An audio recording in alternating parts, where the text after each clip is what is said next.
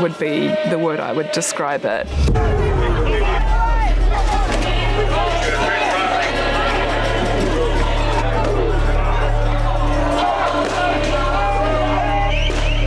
There's no other protest that would come close to anything like that.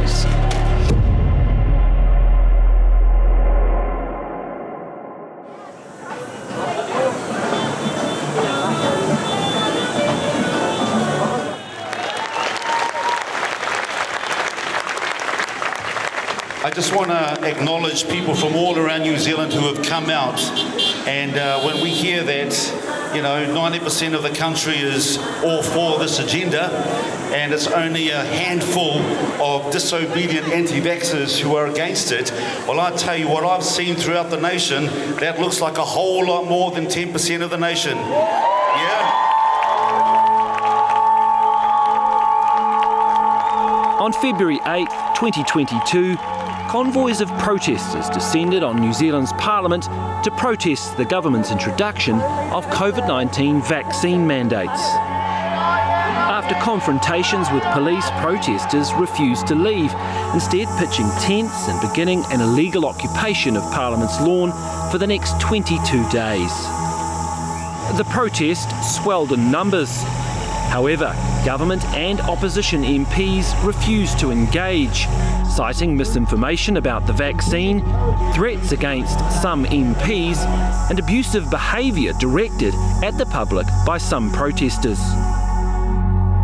The protests spread to nearby streets and disrupted businesses.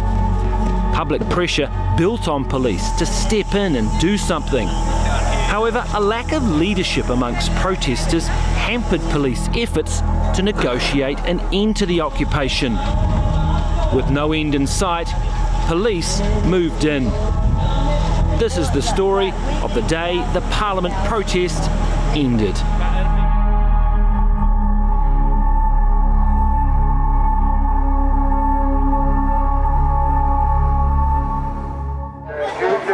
Will result in arrest.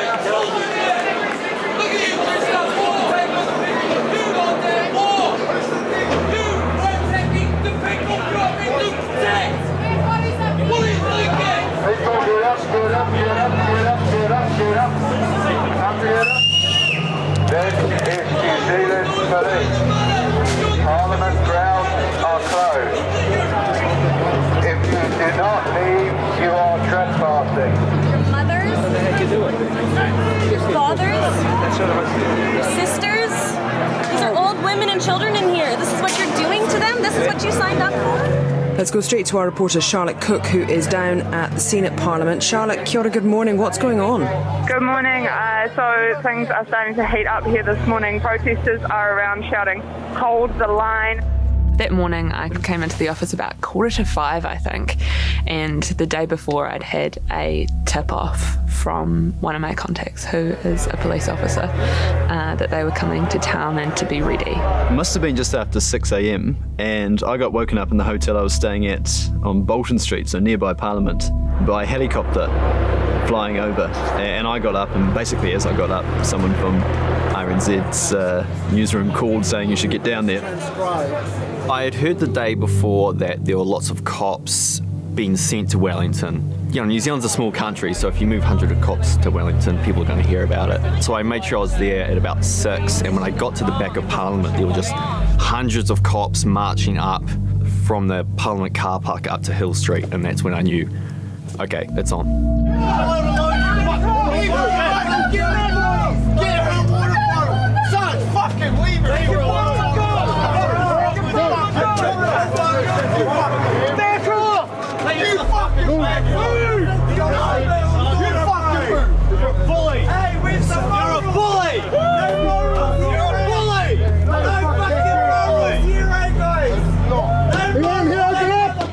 For neighbours and nearby businesses, the police action on March 2nd had been a long time coming, with many having put up with huge disruption to their lives over the last 3 weeks.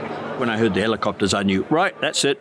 I actually stayed indoors until I could get access to media saying what exactly was going on, because I thought it was prudent to stay well clear of the mess. The camera just needs to move back. The lights in our eyes, we need to move back or you'll be arrested for obstruction. Further back. I wish the best for you all. Thank you. There were so many police, and they were everywhere, and they were organised. You could see that this was a strategy that they'd worked on and planned for quite a long time. The infrastructure was still on the street, but the reality was the population of the protest was diminishing by the day and the hour. So on the morning at 4 o'clock, it came across that the protesters had put out a call for people to come into the protest because the police were doing the push. By day 23, the protests had spread much further than just Parliament's lawn. Tents, cars and motorhomes occupied many of the side roads around Parliament and, crucially, much of the usually busy Molesworth Street. As the occupation dragged on, police had tried to stop the camp growing, and there were some tense standoffs with police, often in the mornings at the Bowen Street intersection with Lambton Quay. However, on the morning of March 2nd, it was different. Police action had kicked off at another location, the top of Molesworth Street, at the intersection with Hill Street. If you think about that intersection, it's a 4-point intersection on the corner of the Library, Hill Street, Atkins Street and Molesworth. And so the police had kind of come in a pincer-type movement to square off that intersection, and the centre of the intersection was like the height of their movement.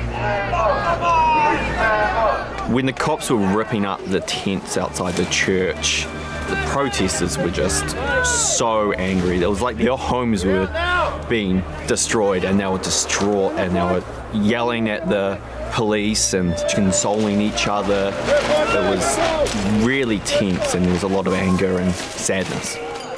Where's the key? We ain't got a home, baby. We're here. Just fucked it all up. You are unfortunately in the same capacity as people who supported the Nazis and their Holocaust. Wow. The spike protein is a biotoxin. A recent study, 3 days old, has shown the messenger RNA is reverse transcribed into DNA. Should not bring the Holocaust in this. In the days leading up, there have been times where the police went in pretty early in the morning and maybe pushed them back a little bit, but this is the first time that the police were really making ground and clearing up space that had been taken over by the protesters.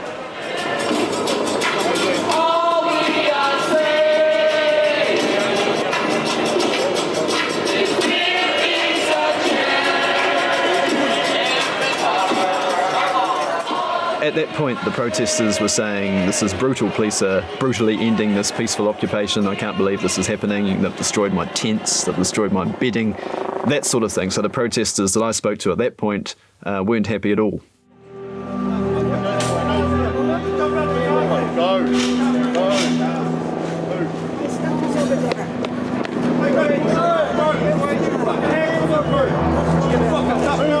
Yeah, fuck you! You fucking server! Yeah, you tough fire! Don't live above us! A woman like that! You're really fucking tough, bro! You're fucking tough! What makes you above me? What makes you above me? So what? Look what they're doing! It doesn't matter what the media say, bro! Okay? It doesn't matter! Okay? You're a tough guy, bro! Hey, big tough Mr. Policeman! Hey, pick on an old lady like that!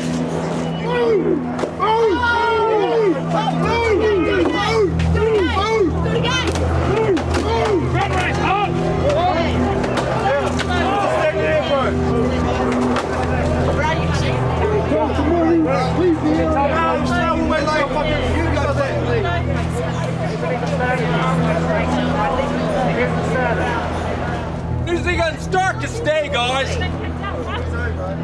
They will not let me drive my car out. They choked me. They tried to break my finger. They tried to bend my arm back.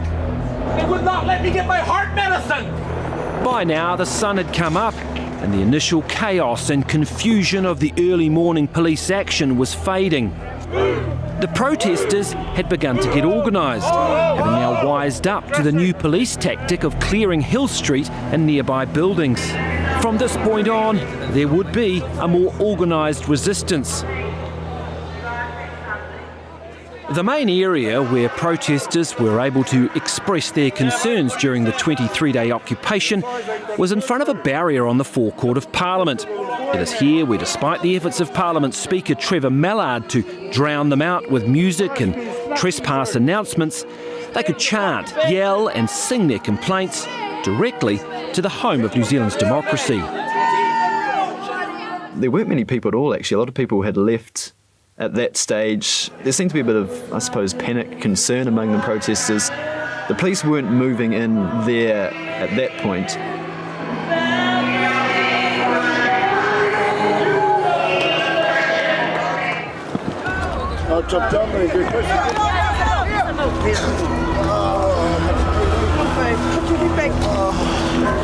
Open it. Right out. What in?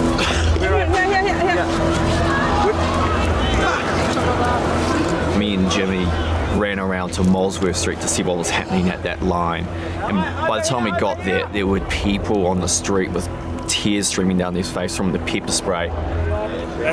Yeah. They had all gathered around the Court of Appeal, and that front line of officers had started to move down Molesworth Street where it had been heavily populated. It didn't feel like anyone was making ground, but they were just squeezing in against each other.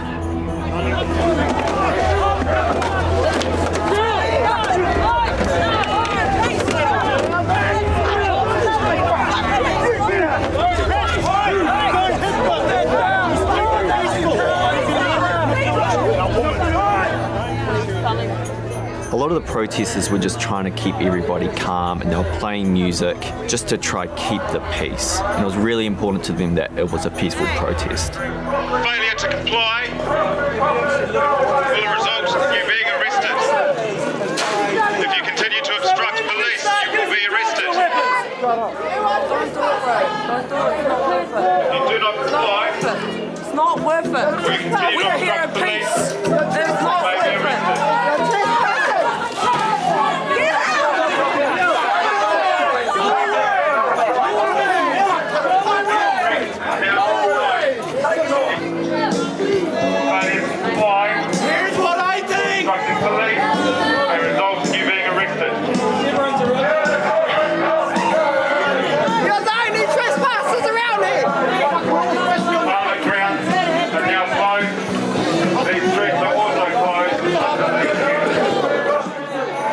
At some point, protesters started throwing items into the police. They had riot shields, the police. And there were some items like milk bottles, perhaps pieces of wood, that sort of thing.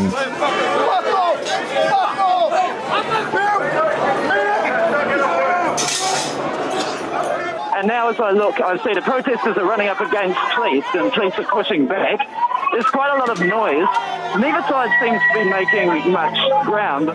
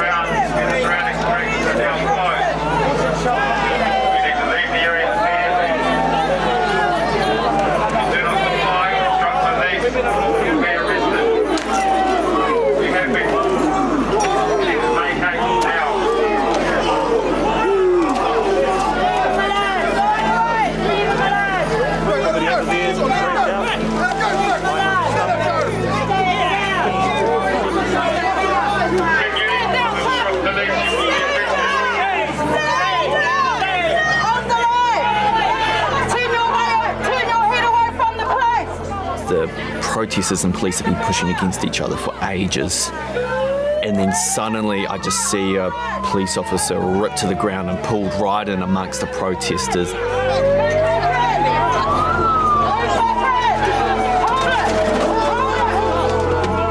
And these guys just bear down on him, kicking him. And I remember seeing him on the ground and just thinking, one bad hit to the back of his head and he's gone.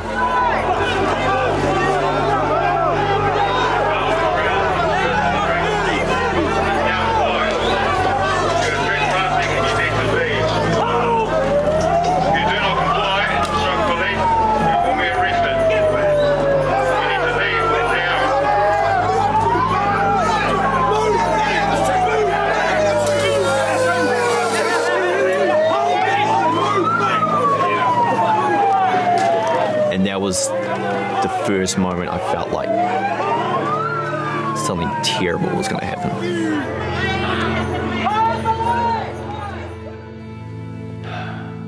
Well, I was harking back to visual memories of January the 6th outside Congress.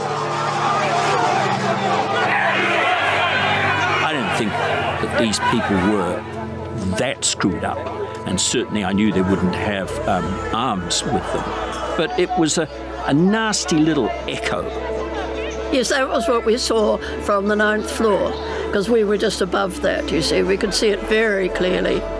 What it really took me back to was 1981 and the Springbok tour and what happened in Molesworth Street then.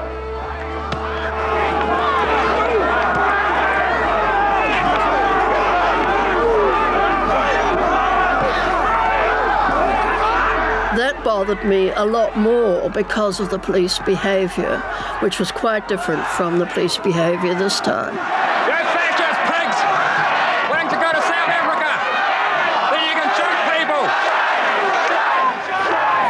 Who are you guys protecting right now? Think about it. Who are you actually protecting? Are you protecting Jacinda from feeling guilty of looking down on her citizens upset? Is that what you're protecting?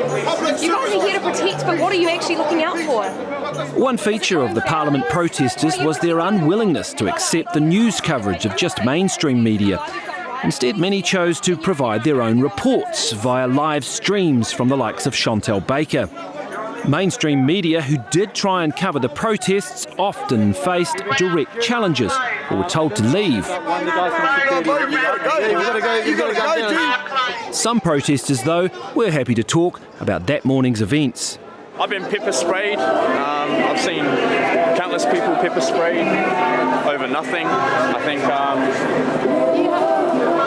the police have just been given duties, given orders to do whatever necessary. How do you think this might end? I'll be honest with you, I don't like to say it, but I think violently.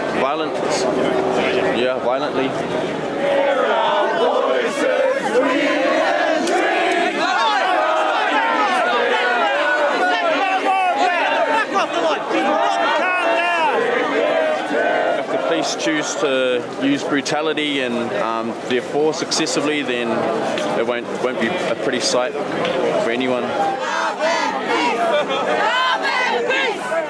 By late morning, the violence outside the Court of Appeal had largely stopped, although it was still tense and neither side was giving ground. As people stopped to take a breath, attention turned to what were the police goals for the day. Was this the big push to forcibly remove the protesters? Police Commissioner Andrew Costa would soon take to the media to provide some answers. I ran to Costa's conference. Kia ora koutou. It kind of came out of nowhere and everything had to be very last minute and secretive because there was a risk that protesters would show up. Police are today undertaking a major operation to clear the roads and restore order to the area of Wellington affected by protest activity. The operation is the result of significant planning and the commitment of several hundred staff from around the country. Our intent is to reclaim public roads and restore order. We reached the stage where protest leaders were either unwilling or unable to effect meaningful change, particularly to the behaviour and the impact of the protest on Wellington. In the last week, we've seen a changing mix in the makeup of the crowd. In particular, we've become concerned that those with good intentions are now outnumbered by those with a willingness to use violence to effect their means. Costa's comments really weren't giving us confidence that it was going to be over that day. He was saying really vague things about, it'll be done when it's done. We will continue this operation until it is completed, and that will take as long as it takes. So is there any timeline on that at all? Or? When the job is done, then we will be finished.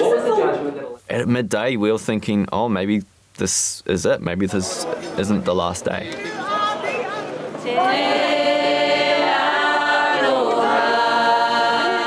For the 3 hours following Andrew Costa's press conference, the protest had remained relatively calm, with police not pushing further forward. Some protesters also took the opportunity to pack up and leave. But then, at around 2:45 p.m, everything changed. could see through the gates that there were police that had been stationed up at the library, and they were pushing down, and they were just grabbing tents and pulling them behind them, pushing forward, grabbing the tents, pulling them behind them, pushing forward.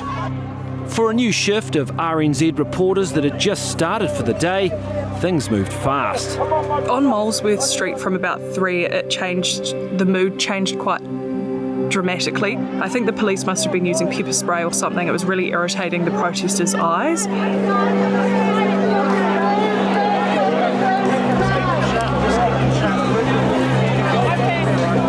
That's okay. You've got to get it in there. It's going to hurt worse if you don't. There was a lot of anger and backlash from the protesters, I think, in disbelief that they were actually being cleared after so much speculation and talk of the lawn finally being cleared. It was actually happening. Everyone here, there's a reason to be here! Somebody's getting no premises. Fucking shame on you! The whole fucking world is watching!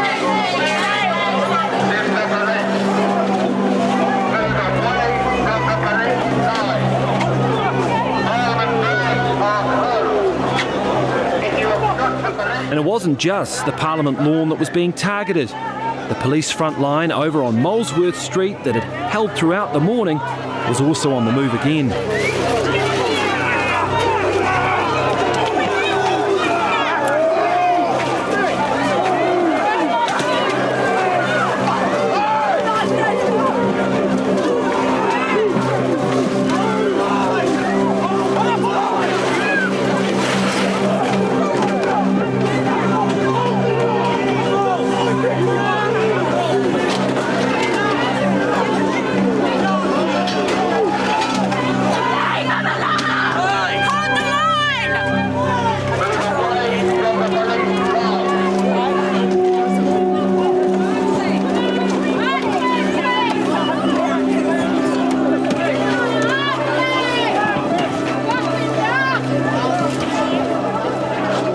So I just moved with them, really. People have asked me if it was frightening or what did you think, but in the moment you're just going with it, you're not even really thinking.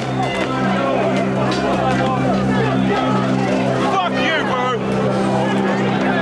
That's what they want, don't throw shit.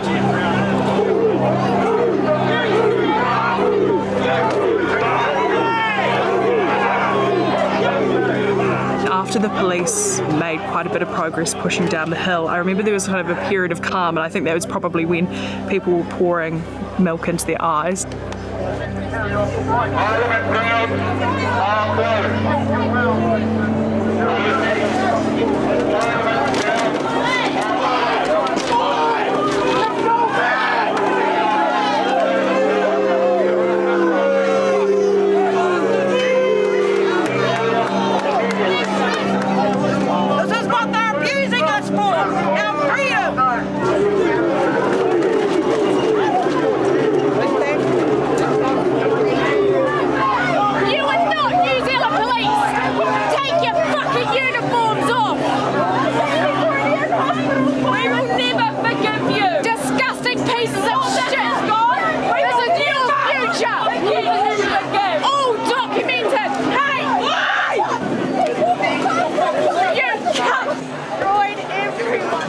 I decided that I kind of got a lot of shots of Molesworth, but there was a lot happening on the lawn I needed to see as well. So I jumped the fence and I filmed there for a little bit. Keep back from the main line. Walk back away.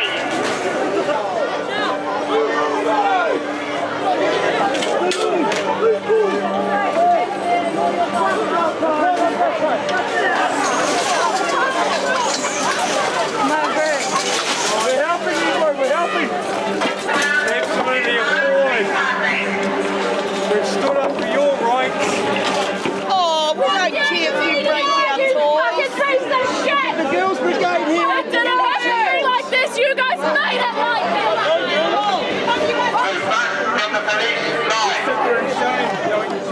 I was there for about 5 minutes, and I remember standing among the tents and suddenly saw smoke.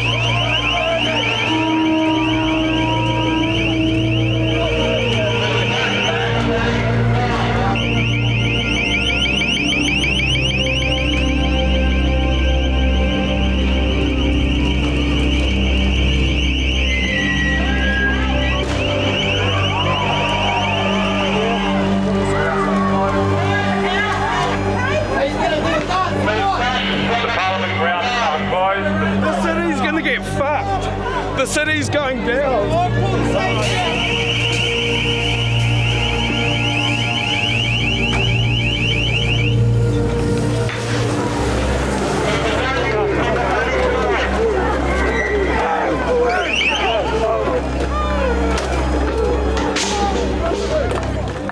But while police were attempting to douse the first fire, You need to put that fire out. others were also breaking out, including under Parliament's $500,000 children's playground.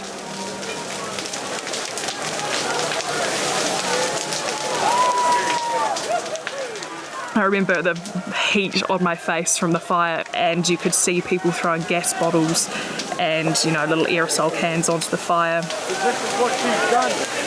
Wait for that. Yeah.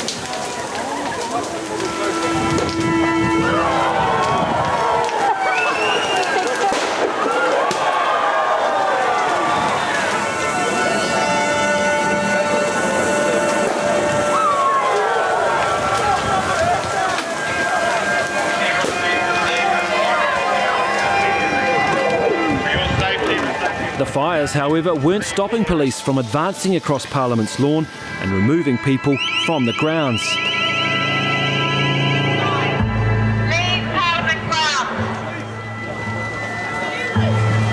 Get the fuck out of here.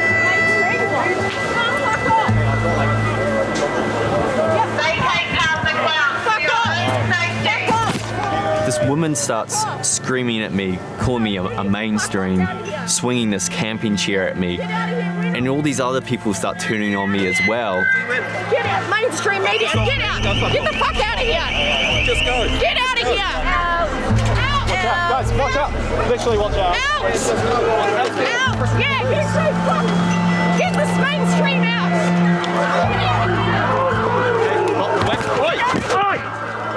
Get that mainstream out of here!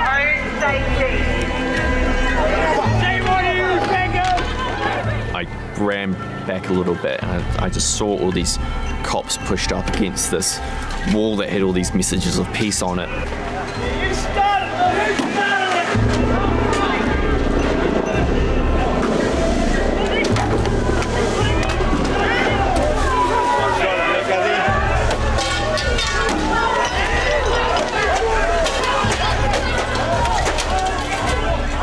It was really awful, actually, and there were people obviously really angry, wanting to throw stuff, and at the same time people telling them to stop, so really confused and a sort of like a heightened point of tension, I think.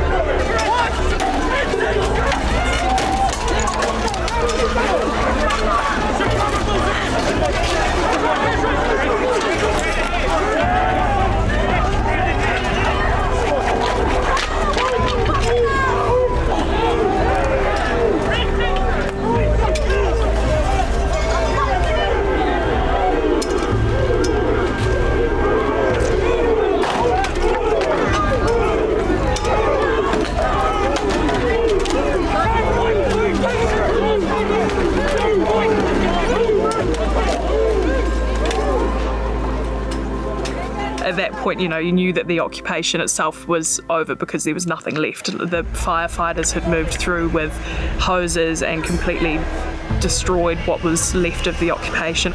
But while Parliament's grounds had been cleared of protesters for the first time in nearly 23 days, the day's protest action was far from over.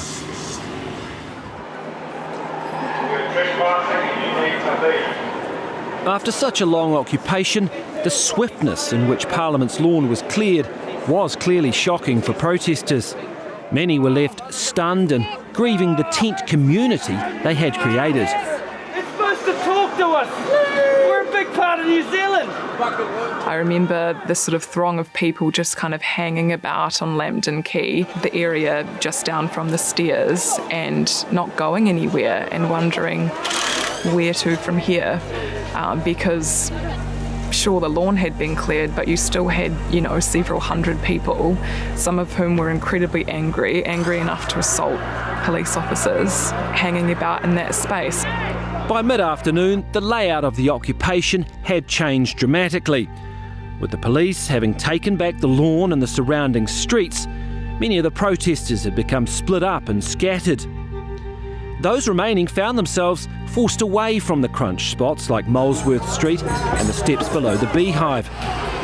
They instead converged on a new spot outside Parliament's main gate, on the corner of Bowen Street and Lambton Quay.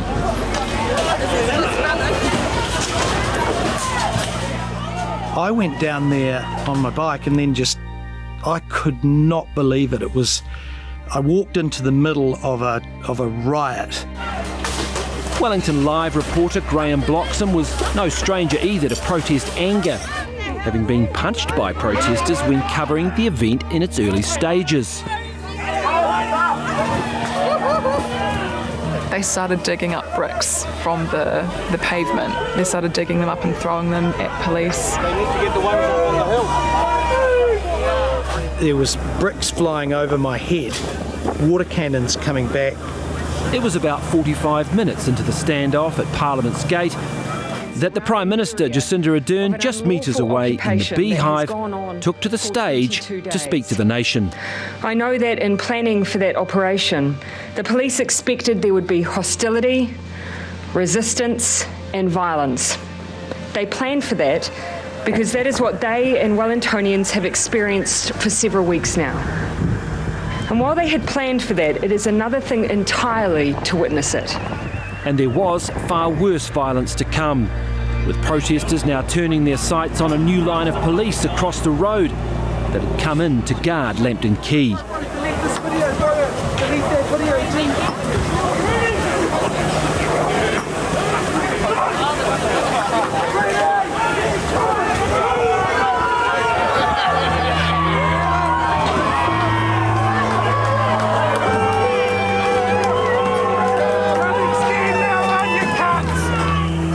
Some of them were throwing bricks. The fire hoses were coming back at them. You could see the cops kind of shielding their colleagues, and they weren't making any ground at all. At that point, it kind of felt like it was out of control.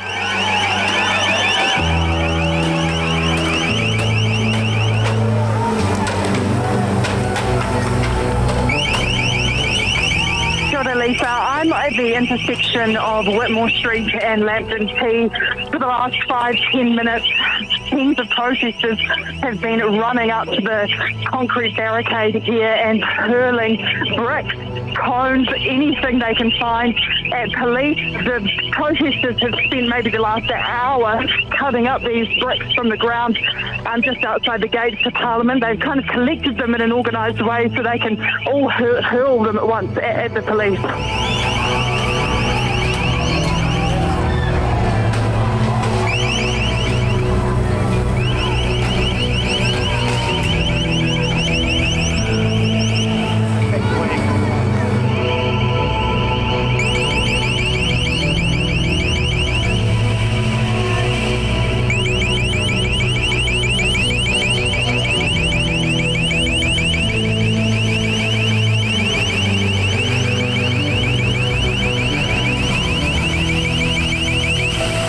Police would soon regroup themselves with reinforcements and added firepower, including guns with sponge rounds. And they then began pushing protesters back towards the university campus.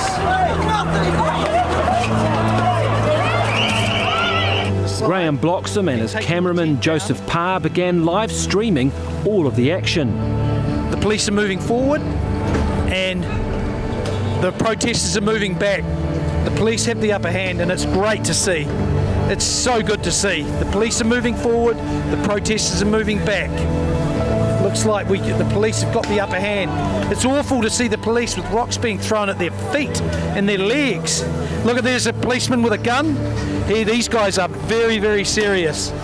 there were people kind of running past, and I remember they were carrying this man down Lambton Quay who I assume had been hit with a sponge round. What's happened?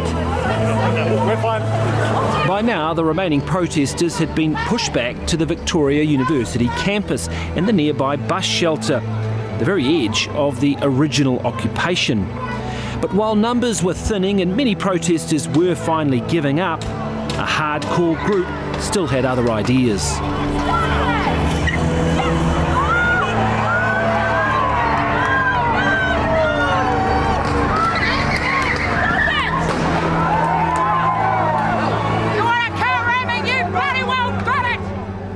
Oh, it was unbelievable. I mean, that was when it really, I thought someone was going to be killed. I just remember turning around and running and hiding in a bus stop.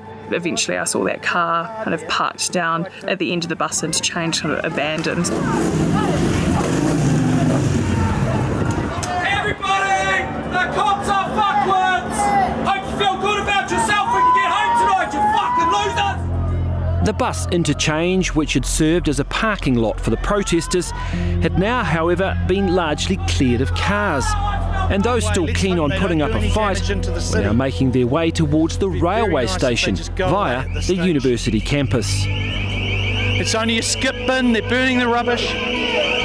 Okay, they've broken in the door, a little bit of damage there. This is still very, very hot. Oh, Jesus. As you can see, the door to Victoria University has been smashed in. Okay, but no more damage than that. There was still a lot of anger there and still a lot of damage that could be done. It was only when they were pushed out onto, I think it's Bunny Street, that things started to dissipate. Okay, everyone's leaving. Everyone's leaving. It looks like a big protest organiser van is leaving. They're out of here. Okay, looks like they're out of there. It was kind of strange. It was hard to tell what the kind of the end game was. There was this line of 50 cops and then maybe 50 protesters and a lot of space between them, and the protesters were just kind of running around and shouting at the cops, but eventually they were definitely outnumbered by the police. 12 hours on from the start of the police operation to clear Parliament's grounds, most protesters were now slowly starting to leave the city. It was clear that the Parliament occupation was over.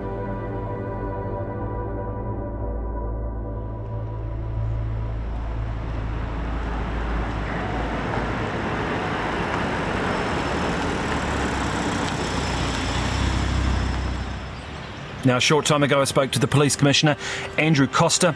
He told me the operation was involving 500 police officers and it had been successful. The behaviour yesterday shows the challenge that we were dealing with throughout. But this was never about squashing lawful protests. This is about holding the line on what's acceptable and what's not. We expected it to be difficult, but I was appalled by the level of violence I saw. In the end, it was just gratuitous violence towards officers doing their job. I don't think anyone walked away from that riot feeling like a winner. There were a whole bunch of cops that were hurt. There were protesters who felt bereaved and left without getting what they wanted.